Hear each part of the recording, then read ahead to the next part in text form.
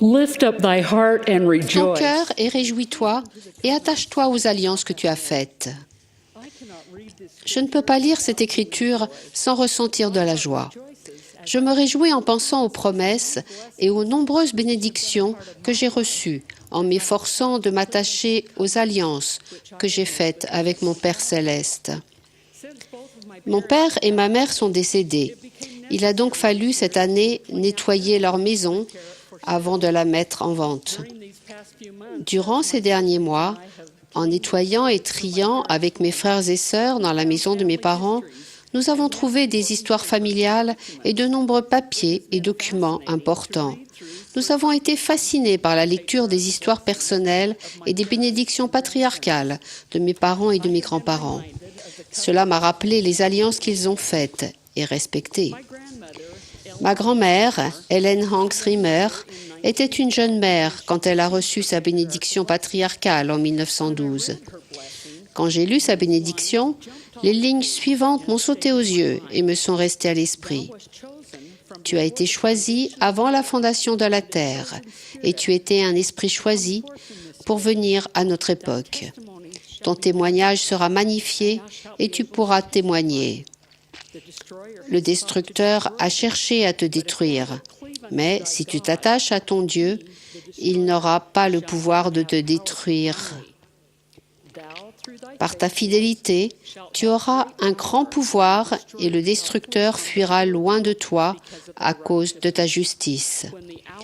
Quand tu rencontreras la peur et les épreuves, si tu te retires pour prier dans ton lieu secret, tu seras consolé et les obstacles seront ôtés.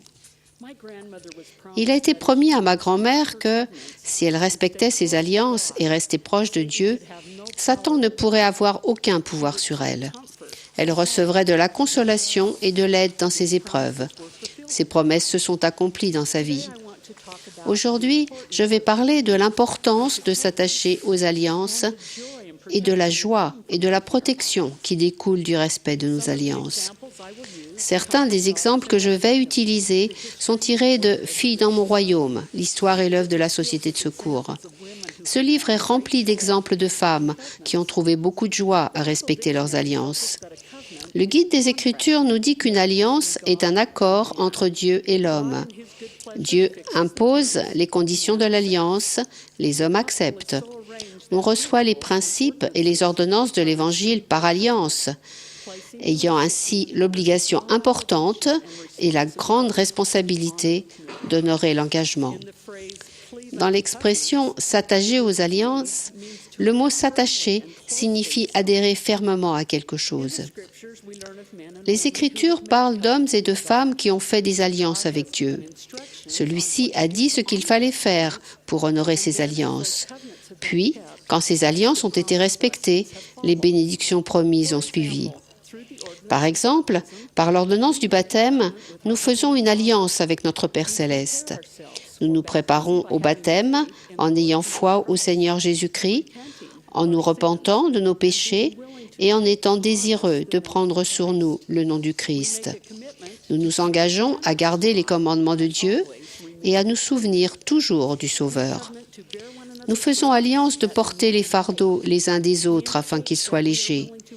Nous nous disons disposés à pleurer avec ceux qui pleurent et à consoler ceux qui ont besoin de consolation. Dans les saints temples, on reçoit d'autres ordonnances sacrées et on contracte d'autres alliances. Dans les premiers jours du rétablissement, Joseph Smith, le prophète, souhaitait vivement que les saints reçoivent les bénédictions promises du temple.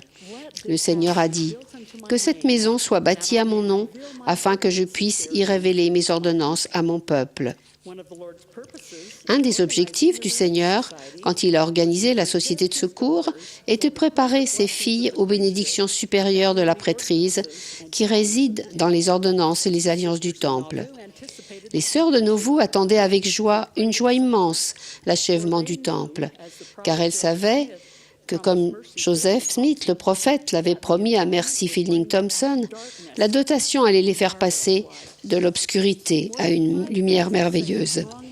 Après la consécration du temple de Nauvoo, plus de 5000 saints y affluèrent, afin de pouvoir y recevoir la dotation et l'ordonnance du scellement avant de se mettre en route vers la vallée du lac Salé.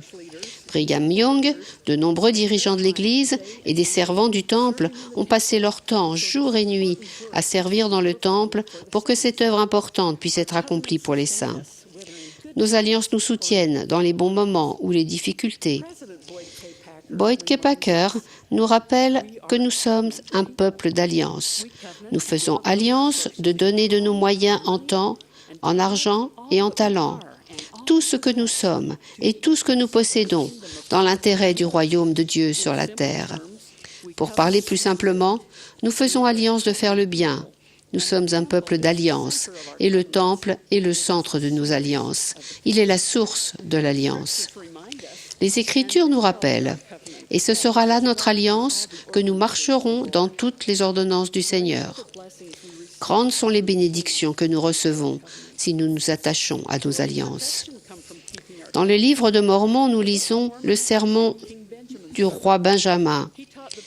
Il y enseigne au peuple que Jésus-Christ viendra sur la terre et souffrira toutes sortes d'afflictions.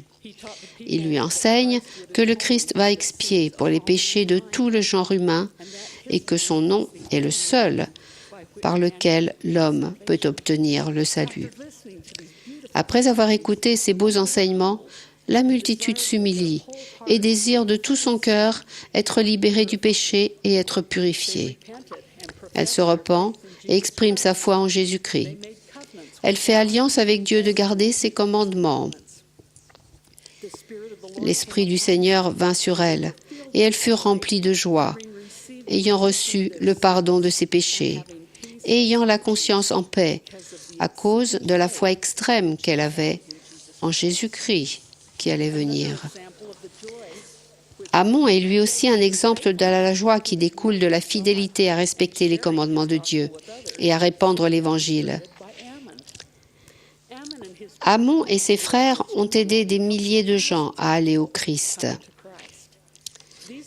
Voici quelques-uns des mots utilisés par Ammon pour décrire ses sentiments quand tous ces gens se sont fait baptiser et ont fait des alliances avec Dieu.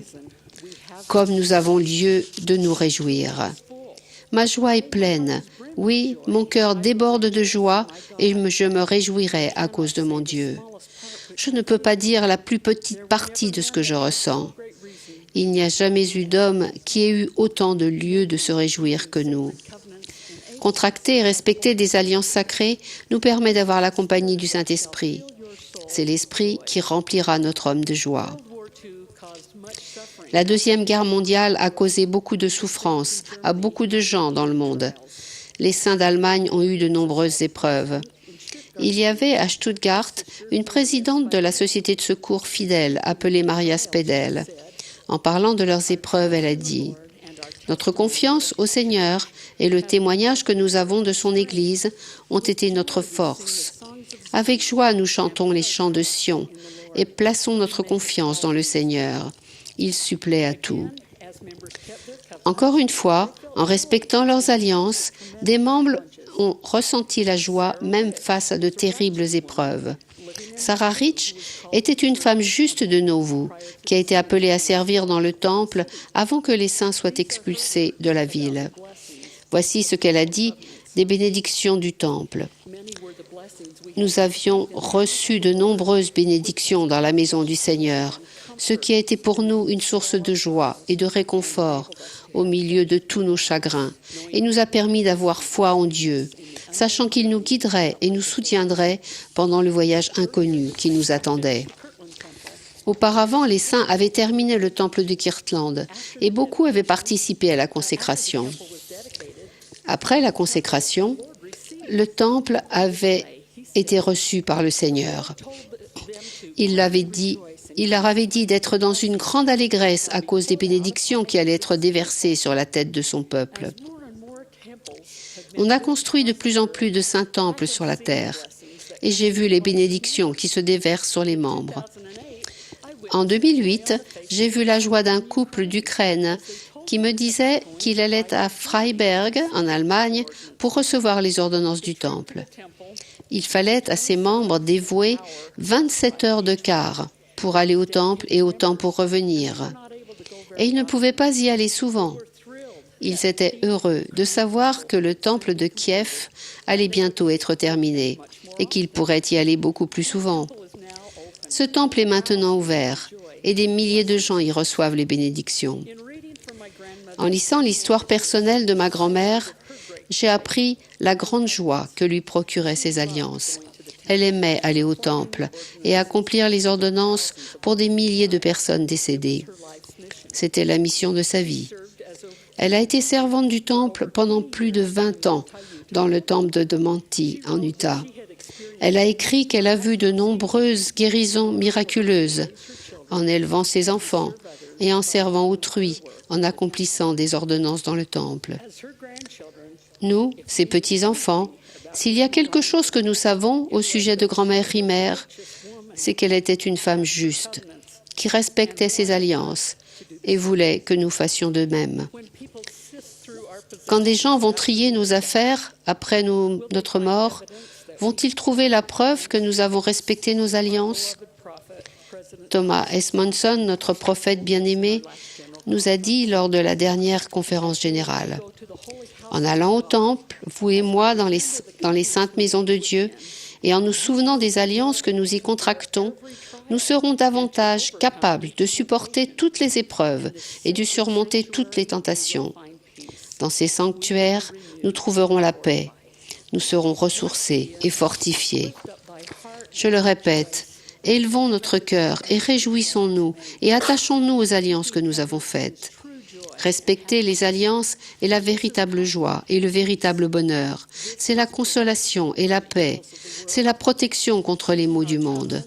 Le respect de nos alliances nous aidera dans les moments d'épreuve. Je témoigne que si nous avons foi en Christ et si nous nous attachons à nos alliances, nous recevrons la joie dont il est parlé dans les Saintes Écritures et qui est promise par nos prophètes modernes. Chères sœurs, je vous aime et j'espère que vous ressentirez personnellement cette grande joie. Au nom de Jésus-Christ. Amen.